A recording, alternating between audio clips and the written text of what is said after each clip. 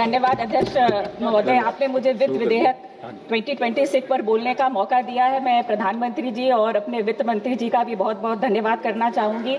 आज अप्रत्याशित और अशांत विश्व राजनीति के दौर में सरकार के द्वारा समझदारी से जो कदम उठाए जा रहे हैं वो बहुत सराहनीय हैं और keep India stable despite global crisis.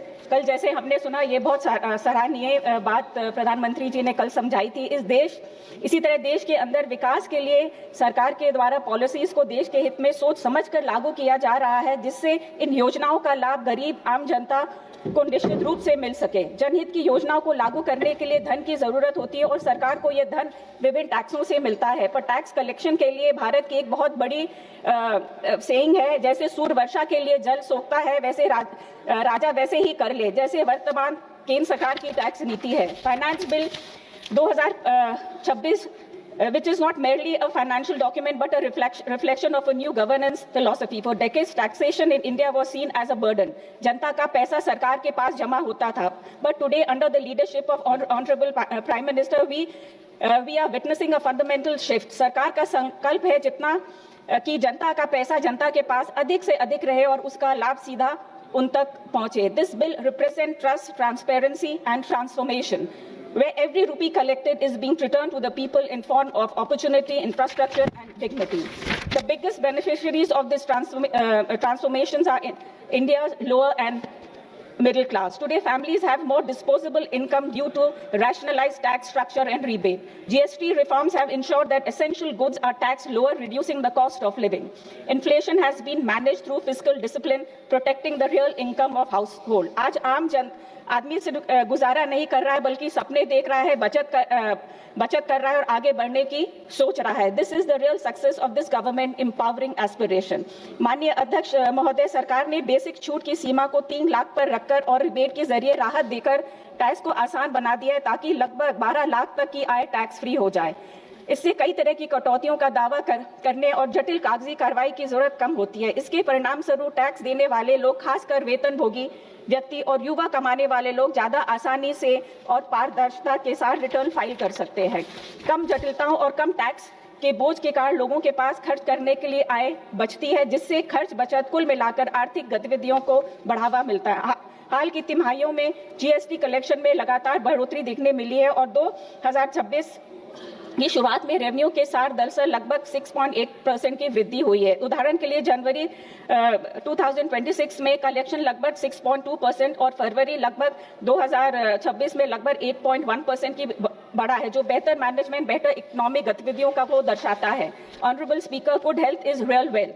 With Ayushman Bharat, a government has created the world's largest health assurance scheme, providing a safety net of 5 lakhs per family for 50 crore citizens, ensuring that no poor family is pushed in debt due to medical emergencies. महिलाओं के common daily routine जैसे खाना पकाते समय स्वास्थ्य का ख्याल भी केंद्र सरकार ने रखा है. Through Ujjwala Yojana we have liberated over 100 crore mothers and sisters from toxic smoke of traditional kitchen by providing them clean LPG connection. देश में महिलाओं की सर्वाइकल कैंसर के इलाज के लिए अभी हाल में केंद्र सरकार ने कदम उठाए हैं. राष्ट्रव्यापी HPV टीकाकरण अभियान प्रधानमंत्री नरेंद्र मोदी जी ने 28 फरवरी 2026 को अजमेर, राजस्थान से राष्ट्रव्यापी HPV टीकाकरण अभियान का शुभारंभ किया. अभियान विशेष रूप से 14 वर्ष की किशोरियों के लिए हर साल लगभग 1.15 करोड़ लड़कियों को ये टीका मुफ्त में लगाया जाएगा. ये बहुत ही सराहनीय है.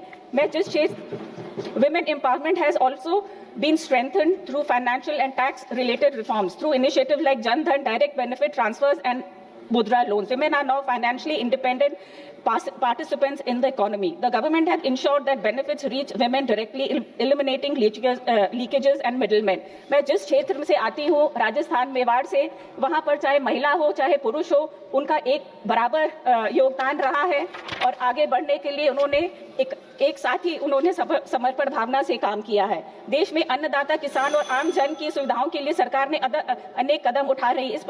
It is providing a roof for every head through PM Awas योजना or direct income support to our अन्नदाताs by PM Kisan. This government does not just promise this deliver saturation so that the last person in the queue is empowered. This is not just governance, it's a sacred mission to restore the pride quality of life of every Indian. Sagarmala vision is also reaching new heights by inserting Section 56A in the Custom Act. We are allowing a hard-working fisherman to bring fish harvested in international waters in India duty-free. This is direct boost to the income of a fishing community and ensures that India becomes a global leader. Human resource development है, साथ साथ infrastructure development के लिए भी केंद्र सरकार committed है. Honorable Speaker, if only truly wants to see how every rupee of taxpayer money is being transferred into real visible development, one only needs to look at our railways. Today, the expansion of Vande Bharat rail is not just speed; it is statement of new India that is fast, efficient, and high standard. The rapid rail electrification to the creation of new routes, seamless connectivity. We are not just laying tracks; we are connecting aspiration, linking villages to cities, opportunities to people. Indian rail